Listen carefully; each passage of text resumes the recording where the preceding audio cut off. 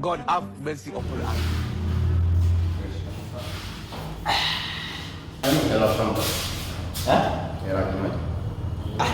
Yaani hapa hela nitaka nimwachie na mimi unajua kumwachia milioni 60.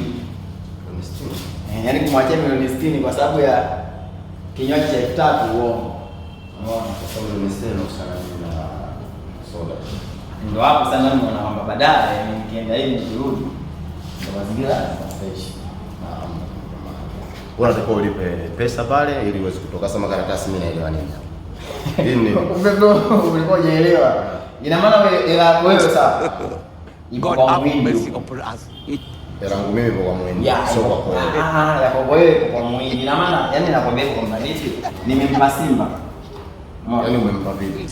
Simba yani Simba. Nimembetia Simba. Okay.